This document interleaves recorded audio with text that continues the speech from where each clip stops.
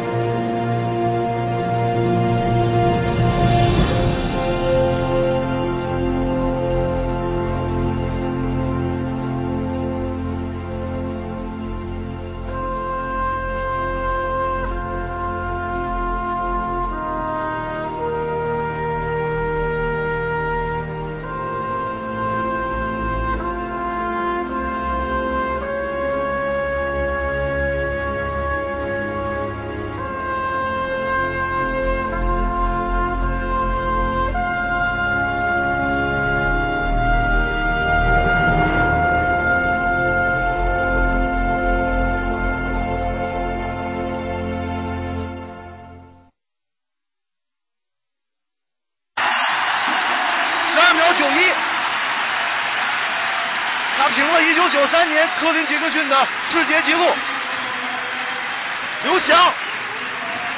刘翔接过娄朝义主任从看台上递过来的5星红旗，然后绕场1周，跑到100米终点那个地方的时候，突然有一个人越过这个看台栏杆跳到里面来了。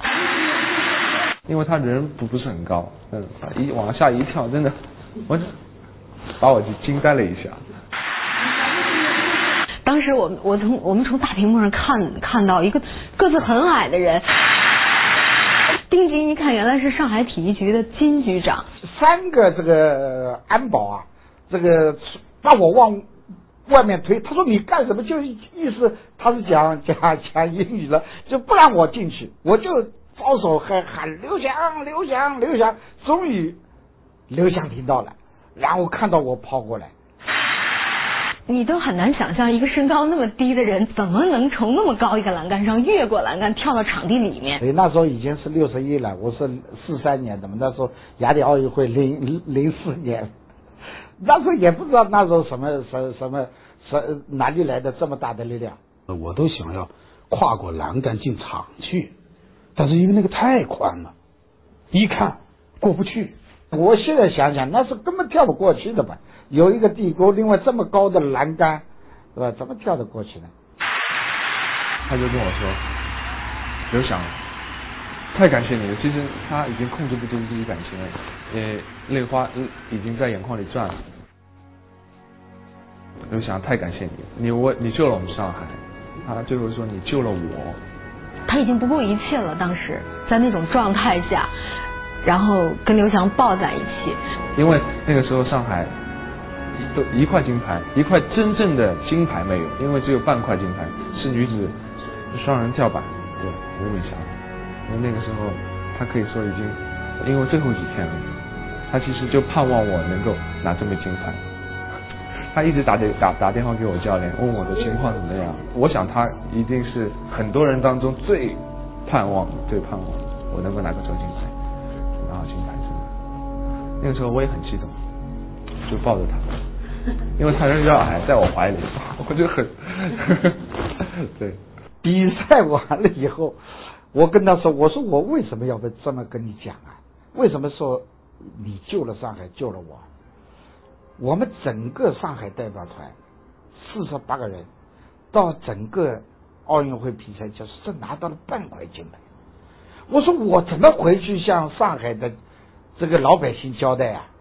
乡亲父老交代啊？上海怎么来开这个奥运会的表彰大会？就半块金牌，堂堂一个大上海，你拿到半块金。我说，但是你今天终于给我拿到了我最向往的这块金牌。刘翔今天不但是赢在实力上，更赢在心理上，而且他创造了12秒91的平世界纪录的成绩，这太令人吃惊了。那个感觉像出了什么大事儿，说的难听一点，像刚跟人打完架，就是脸色特别的白，嘴唇也没有任何的颜色，然后嘴唇干裂的那个样子我都记得特别清楚，就魂不守舍的那种感觉，可能他的那个灵魂还在跑道上跑，这不停的重复那110米，这不停的重复那110米，他当时我觉得他的灵魂，他的思想是不在他躯壳之内的。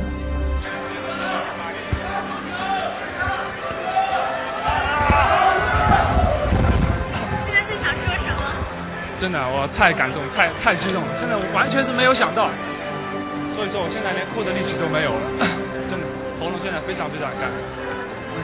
当时我那儿有一瓶水，但已经开了盖，没法给他喝。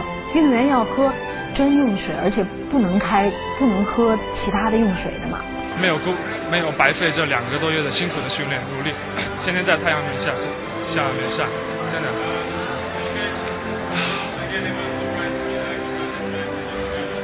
真的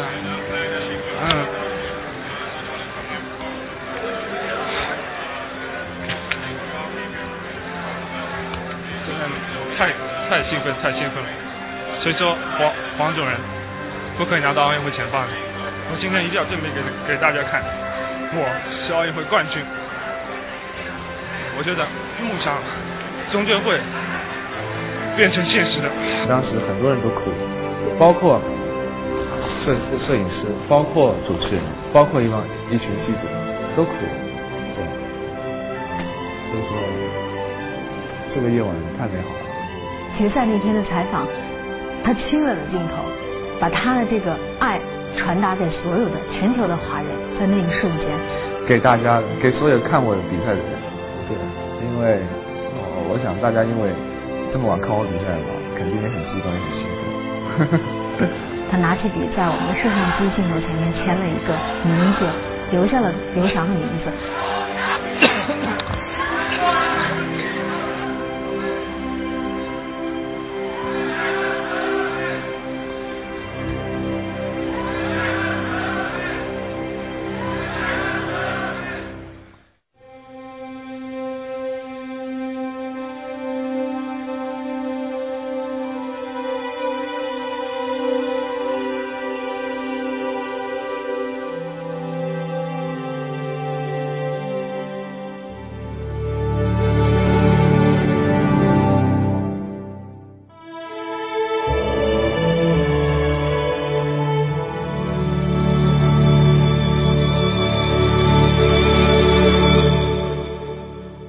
不是昙花一现的，我也是把世界纪录去破了。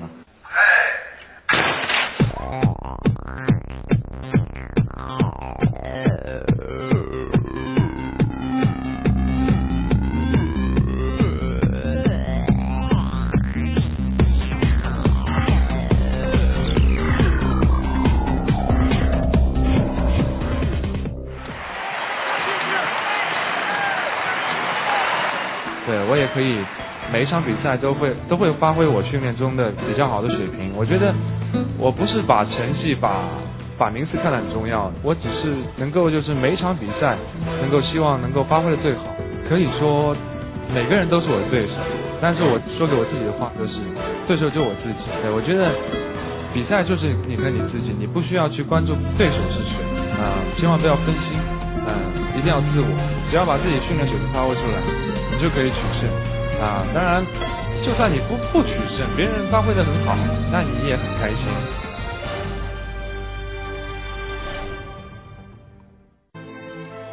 像刘翔这个种类活动一般不是1个多小时，有慢跑有快跑，而且更注重于这个肌肉的弹性训练。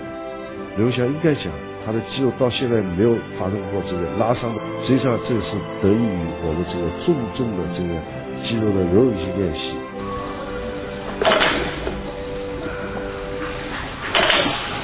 这个已经达到最高境界的造型，大家看，有点像泰坦尼克号的镜头。